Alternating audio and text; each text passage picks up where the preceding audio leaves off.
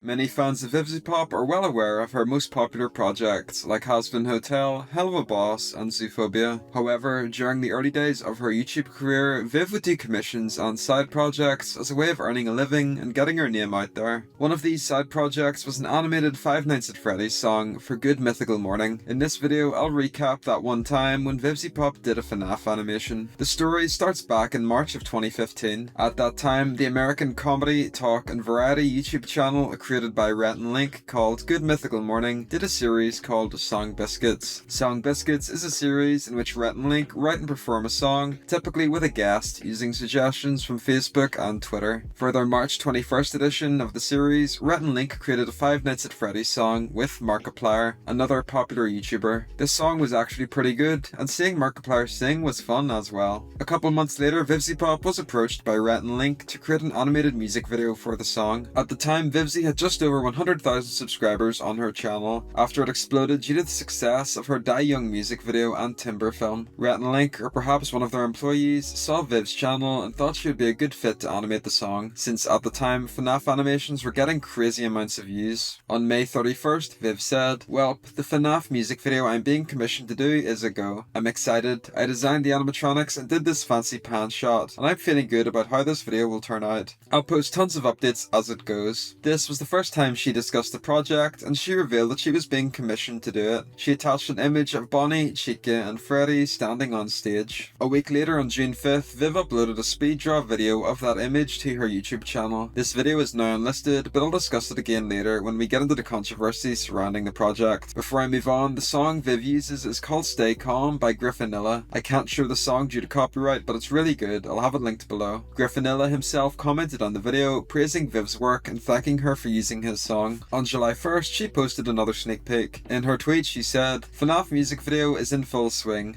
I feel like this is going to be a very thematic film. I can't wait to finish." Attached is another image from the animation. This time we see Bonnie and Chica in a hallway. Viv finally played FNAF for the first time on her mobile on July 14th. It was probably easier to animate a video since she would now have knowledge of how the game plays. On August 5th, Viv announced that the video will be released in 10 days. 15 days later, the animation came out. On that same day, Viv posted an animatic for the music video, showing the early rough drafts for the animation. So, with the history discussed, it's time to get into the actual music video itself. The video is an animation featuring audio from the aforementioned song sung by Red, Link, and Markiplier. The video takes place at Freddy Fazbear's Pizzeria. During the day, things are nice and calm, whereas at night, things become sinister. The design of the night guard is a reference to Link. The night guard watches the cameras when the phone rings, voiced by Markiplier. When the guard looks back at the cameras, the animatronics are missing. Link argues with the recorded message and closes the door on Bonnie. The video continues like a typical FNAF night, with the animatronics pestering the guard. Power runs out, and the guard runs away. He slips in some spilled water and hides in a janitor's closet. He runs away again, and the animatronics appear in their shadow forms like in FNAF 2. The guard gets followed by each animatronic before accidentally walking into Foxy's Cove. The guard is jump scared and the song ends. We see at the end the video was directed by Vivzi with help from Cersei Bogart, Michelle Krivenek, and Cooper Goodwin. Overall, the video was really good. I personally love Vivzi's art style, especially her old school 2015 style. It's not often we get to see her animate something in a dark theme, and she did a great job. It's also interesting to see how her style has developed and changed over time into what it is today. The animation appeared to have took her around 3 months to make, and I think she did a good job for the time she was given. The music video was also a huge success, with it having 7 million views as of 2023. Like with anything related to Vivzi, of course there was drama and controversy. With the history and the actual video itself discussed, it's time to get into the controversy surrounding the project. So the first controversy happened back when the animation first came out. If we check a comment on Viv's speed draw, it articulates what happened. Basically, some of Viv's fans were angry that she drew art of the series. At the time, FNAF was exploding in popularity and had a huge audience. Like with anything that goes mainstream, it attracts new fans and gains a reputation. At the time, some people thought the games were childish due to the audience they attracted. As a result, many people wrote the games off as cringe and disliked any media relating to it. When Viv made her speed draw, etc., fans were angry that she liked the series and argued in the comments. Similarly, some criticism was put on Viv for the designs of the characters, with people saying they look too creepy or ugly. I'll discuss the designs a little later. The second controversy was to do with Scott Cawthon and Vivzie. I've discussed this situation in my Why Everyone Hates Vivziepop video if you'd like a more in-depth retelling, but basically what happened was in 2021 it was found that Scott Cawthon donated to controversial right-wing politicians. As a result, he was doxxed. Scott had to do a huge Reddit post explaining his thoughts and stepped away from the FNAF series as a result. A week later, one of Vivzie's friends quote retweeted a tweet about it. Vivzie replied and basically criticized Scott for his donations. People were angry at Vivzie for this, saying that she was contributing to cancel culture, which was hypocritical since cancel culture has been something that has been tormenting Viv for over a decade. For some reason, morons thought that Viv caused Scott to get doxxed. I have no idea why people thought this, but for some reason they did, despite Viv's tweets being a week after Scott's post and doxing. After this, Vivzie herself was doxed on Twitter. From this event, and ever since, FNAF fans have disliked Vivziepop. When the double doxing happened, FNAF fans went onto the old animation made by Viv and criticized her, calling her a hypocrite for doing FNAF art, and then criticizing Scott 6 years later. This is probably why the video is unlisted, since if you sort by new, there's just hordes of people saying Viv is a hypocrite or that the art is bad, many of which are in Spanish. The last and most recent controversy happened on Twitter. On July 3rd, 2023, Twitter user Alex the Mouse did a fun tweet reminding people about Vivziepop's FNAF animated music video. This tweet got over 20k likes and had a positive reception, with many people being introduced to the video for the first time. A day later, the tweet blew up and ended up reaching outside its target audience. As a result, FNAF fans and Vivziepop haters found the tweet. Many of these tweets were heavily critical and got tens of thousands of likes. I'll show you a couple examples. The first tweet says,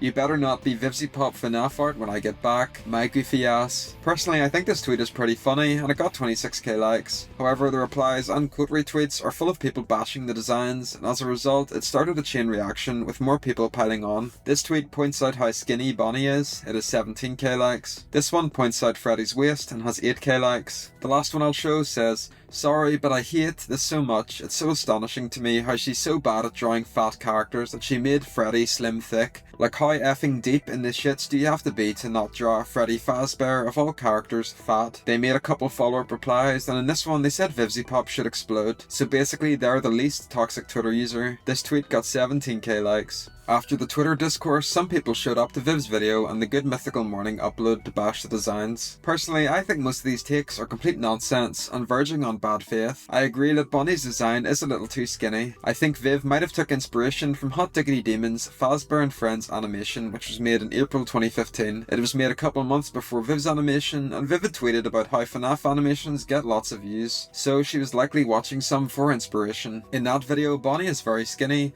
while Chica has a more sexualized design, so Viv probably took these as inspiration when designing her own designs. As a result, Bonnie is very skinny and Chica has a curvier design with a tight waist. Other than that, most of the criticisms don't make much sense. A lot of them basically say that Viv can't draw fat people or that the designs suck, but if you watch the episode, Chica and Freddy are actually quite thick and appear normal. If you pause in any frame of them, apart from the one on stage, they look quite similar to how they appear in game. It's a bit weird to take one out of context image and then use it to write off the entire thing. It's clear to me that most of the people dogpiling on the animation didn't actually watch the full thing. They just saw people shitting on the designs and then joined in for Twitter likes. Personally, I like the designs, with Chica being my favourite, though I'm not a fan of Bonnie's. I do find it a bit weird that people are dogpiling on an 8-year-old animation. So that's the entire history of Vivziepop's FNAF animation. This was a fun video to create and it was nice to go back to a different era. I think the FNAF animation is similar to Vivzie's Die Young video, where it was made in a different time, so it's almost like a time capsule. It's cool to see how Viv's style has changed and developed over time. I do wish she still had commissions open, because the ones she did a decade ago were awesome, and this animated video is no different. If you have any thoughts on the video, feel free to leave them in the comments section down below. Thanks for watching.